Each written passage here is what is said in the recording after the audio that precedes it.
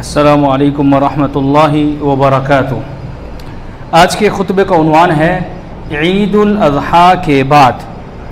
الحمدللہ والصلاۃ والسلام علی رسول اللہ۔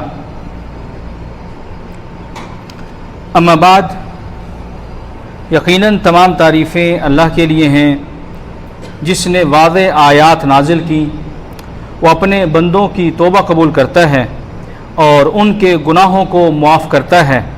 میں اپنے رب کی تعریف اور شکر گزاری کرتے ہوئے اسی کی جانب رجوع اور گناہوں سے معافی چاہتا ہوں، اور میں یہ گواہی دیتا ہوں کہ اللہ کے سوا کوئی بھی معبود برحق نہیں، وہ یکتا ہے، اس کا کوئی شریک نہیں، اس کا کلام انتہائی جامع اور کامل ہے۔ اور میں یہ بھی گواہی دیتا ہوں کہ ہمارے سردار اور ہمارے نبی اور اللہ کے آخری رسول حضرت محمد رسول اللہ صلی اللہ علیہ وسلم ہیں۔ اللہ تعالیٰ اپنے بندے اور رسول محمد صلی اللہ علیہ وسلم پر درود و سلام بھیجے، اور آپ کی آل پر اور تمام متقی صحابہ کرام پر بھی جنہوں نے نیکیوں کے بدلے میں بلند درجات حاصل کیے۔ اللہ کی حمد و ثنا اور درود و سلام کے بعد، خلوت و جلوت میں اے اللہ کے بندو اللہ سے ہی ڈرو۔ کسی کا کوئی عمل بھی اللہ سے مخفی نہیں۔ اس دنیا میں کامیابی اللہ کے ڈر سے ہی ممکن ہے، اور اسی کی وجہ سے جنت بھی ملے گی۔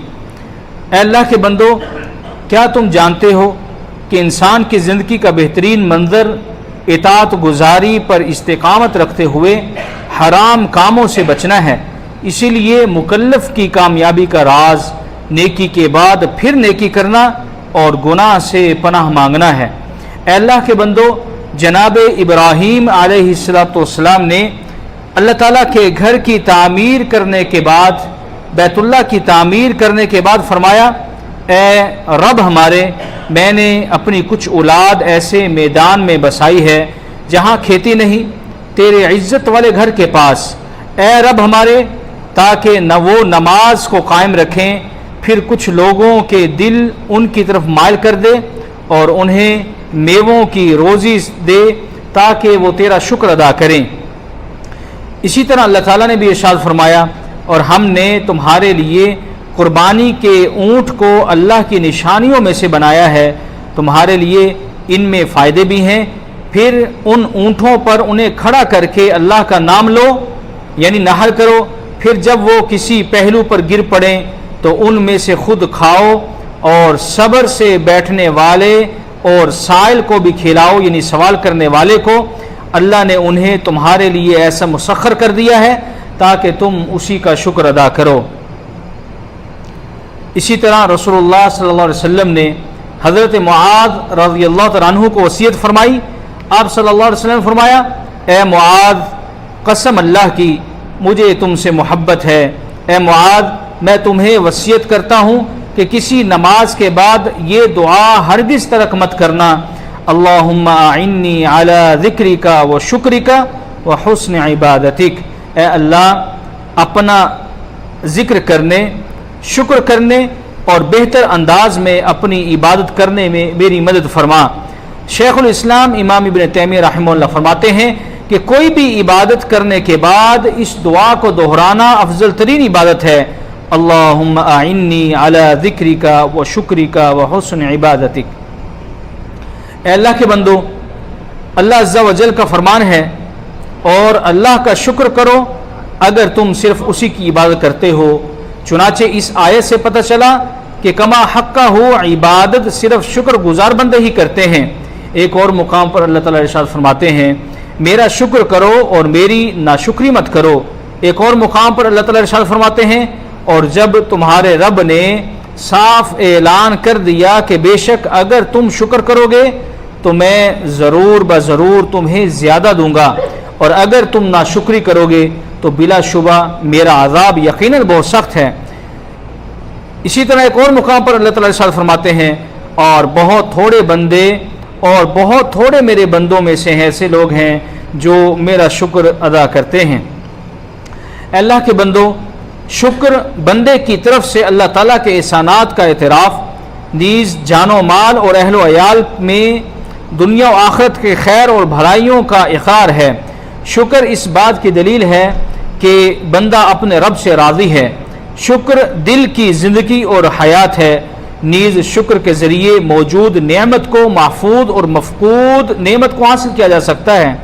مومن کا سارا معاملہ خیر پر مشتمل ہے۔ جب اس کو خوشی ملتی ہے تو وہ اللہ کا شکر ادا کرتا ہے، تو اس میں اس کی بہتری ہے، اور اگر کسی مومن کو کوئی تکلیف لاحق ہوتی ہے تو وہ اس پر صبر کرتا ہے، تو اس میں بھی اس مومن کے لیے بہتری ہے، اور یہ چیز صرف اور صرف مومن کو حاصل ہے۔ اے اللہ کے بندو، شکر ادا کرنا پاکیزہ نفس، دل کی طہارت، سینے کی سلامتی اور کمال عقل کی دلیل ہے، بلکہ اللہ تعالیٰ نے مخلوقات کو پیدا بھی اسی لیے کیا کہ وہ مخلوقات اللہ کا شکر ادا کریں۔ چنانچہ اللہ تعالیٰ قرآن مجید میں ارشاد فرماتے ہیں واللہ اخرجکم من بطون امہاتکم لا تعلمون شیئا الی آخری۔ ترجمہ سماعت فرمائیے کہ اللہ تعالیٰ فرماتے ہیں، اور اللہ نے تمہیں تمہاری ماؤں کے پیٹوں سے اس حال میں نکالا کہ تم کچھ نہ جانتے تھے، اور اس نے تمہارے لیے کان اور آنکھیں اور دل بنا دیے تاکہ تم اس اللہ کا شکر ادا کرو۔ اے اللہ کے بندو، شکر انسان کے لیے اللہ کی پہلی وصیت ہے۔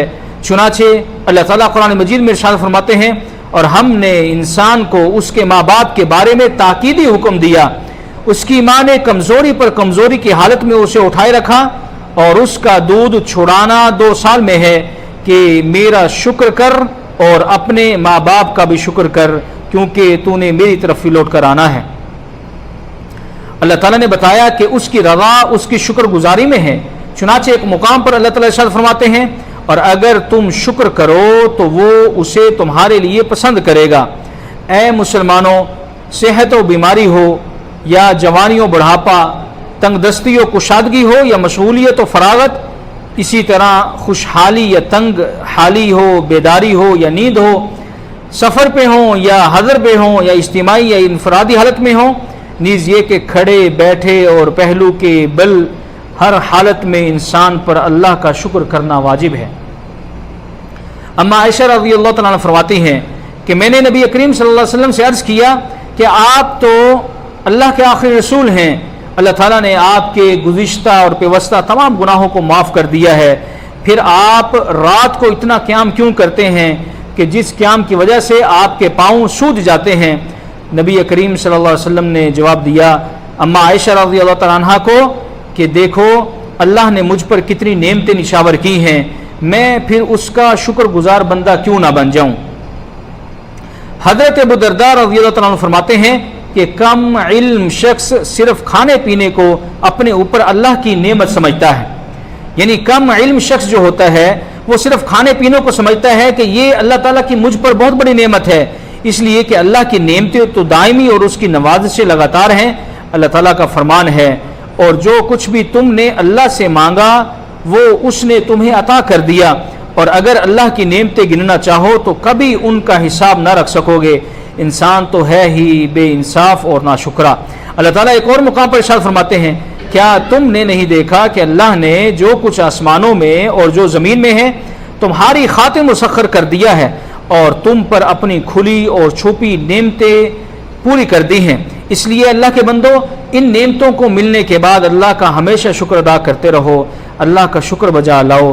اللہ تعالیٰ مجھے اور آپ سب کو قرآن مجید کی برکتوں سے بہرہ مند ہونے کی توفیق عطا فرمائے، مجھے اور آپ سب کو اس ذکر حکیم سے مستفید ہونے کی توفیق عطا فرمائے۔